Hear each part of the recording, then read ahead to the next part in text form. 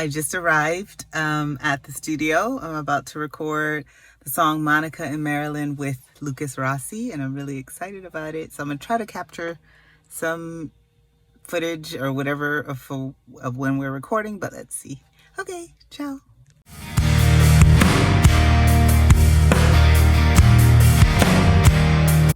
So the song Monica and Marilyn it was originally called Monica and Marilyn, and now it's called Marilyn and Monica. But it came to me after the songwriters retreat, and I had performed, and I really pushed myself further than I ever thought I would. I completed my song.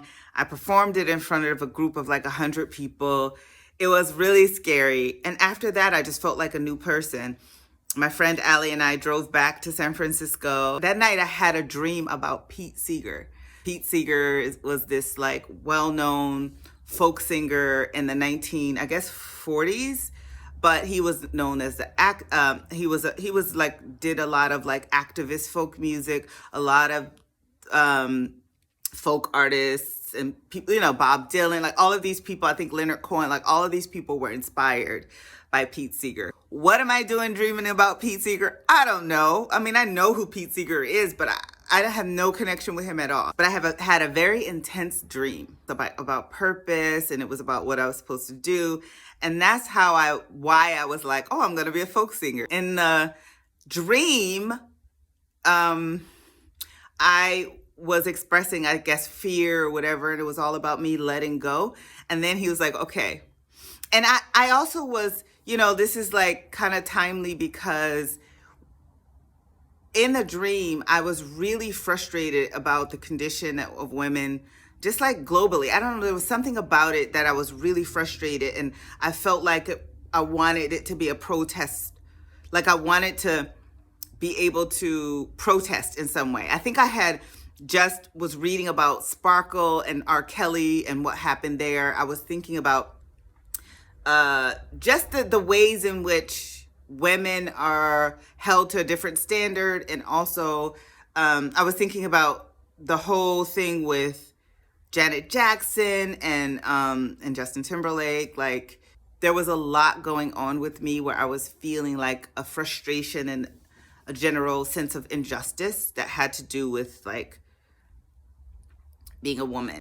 And in the dream, Pete Seegar was very soothing, and he was like, okay, I'm going to send you a song. I had also been thinking about Marilyn Monroe and Monica Lewinsky for some reason, and I always felt like the thing with Monica Lewinsky was that like it just seemed like she had paid the price. And yeah, like Clinton was impeached. It's complicated, but like her life was completely ruined, and she was in her 20s, and she did a stupid thing, but he was like a man in power. Like he was the most powerful man in the world, and the just level of blame that she got for that whole situation. Anyway, so I think I was just feeling this anger. In a dream, Pete Seegar was like, okay, I'm going to send you a song, right? And I woke up with the lyrics, like white dress over a subway grate, blue dress, white stain sealed her fate, curves in a bullet's voice we love to hate, or something like that, or we emulate. And then the chorus, which the final version doesn't have that chorus, but it was like, here's to Monica and Marilyn and all the girls and women who paid for the sins of the men. Then honestly, to be really honest, I was like, I can't write a song about these two white women. Their level of privilege, even considering what they experienced. I think a part of it was like they were both had affairs with the most powerful man in the world, right? And while Marilyn Monroe's life, I guess, wasn't like as tragic in a way, there was something about the way in which these women were talked about. So I finished writing the song, and then I wrote a second verse that was about Janet Jackson. It was like two other black women.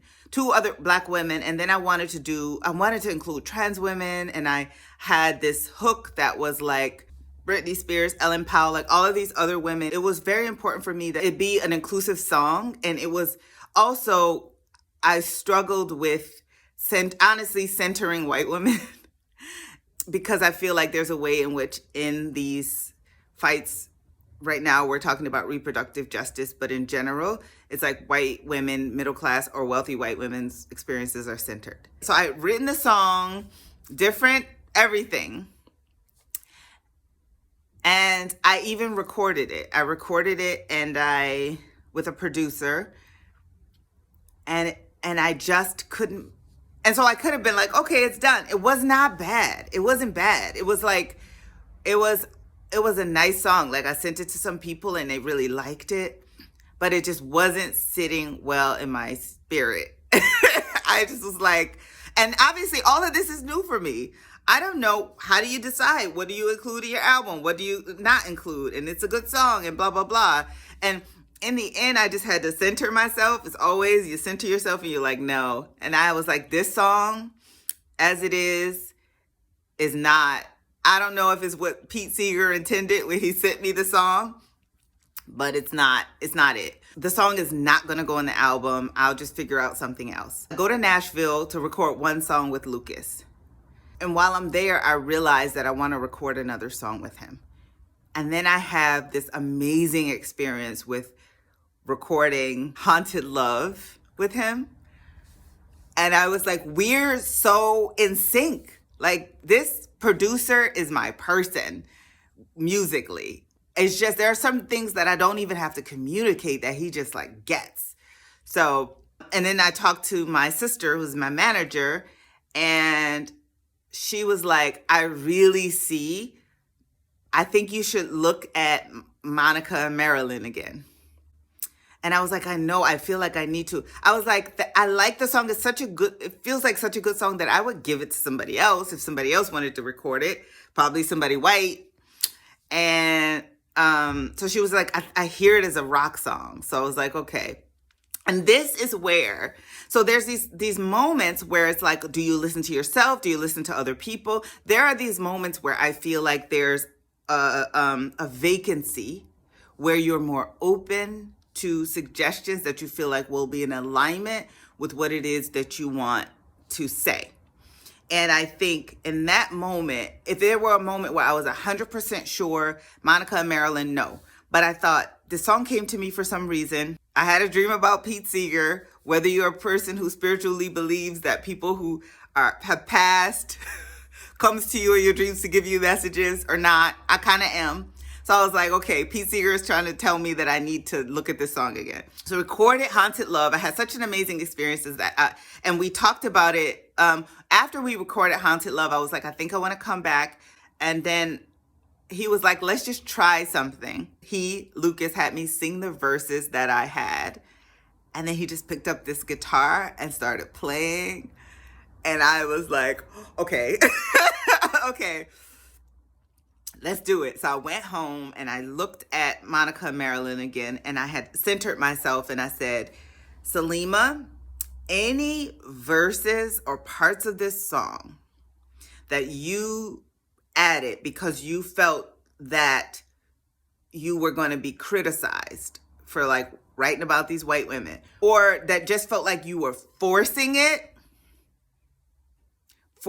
the lyrics, forcing it to fit, those have to go. And so literally I cut it. The whole second verse was gone, whatever. Even like the chorus was like, the only things that were left were the things about Monica and Marilyn. So I was like, okay, I guess this is a song about Monica and Marilyn. And then I wound up changing it so it's Marilyn and Monica. It was like working with Lukas and changing it to like enemies of the state, and it being this thing, the chorus to like Monica and Marilyn, enemies of the state. We were going to say welcome to the enemy of the state, but I was like, no, it has to be like Monica and Marilyn, Marilyn and Monica. And this idea, what I wanted to communicate toward the end is like, you're an enemy, I'm an enemy, we're the enemies of the state. What I was trying to communicate there is that if these privileged white women if these privileged white women can be treated in the way that they were treated, then none of us are safe. If you're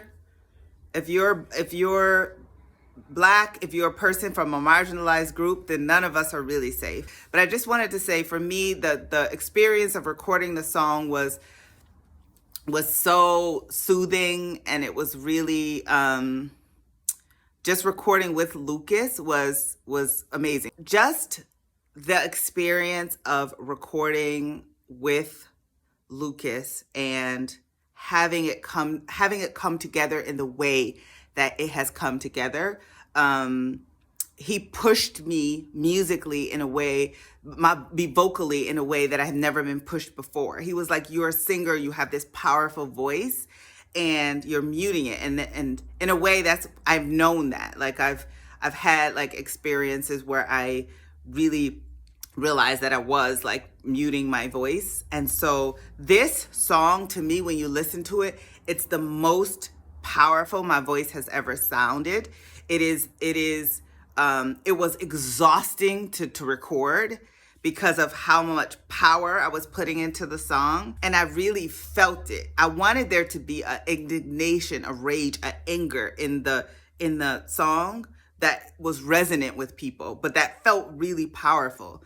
So I hope you like it. I hope you like the song, and I hope you feel the resonance in it. And I hope you recognize Marilyn and Monica as being all of us, right? It's being all of us in a way who is like challenging the norms of society, who are challenging the status quo, what it means to be an enemy of the state, what it means to call for revolution, and having these women, Marilyn Monroe and Monica Lewinsky, be the stand-ins for that.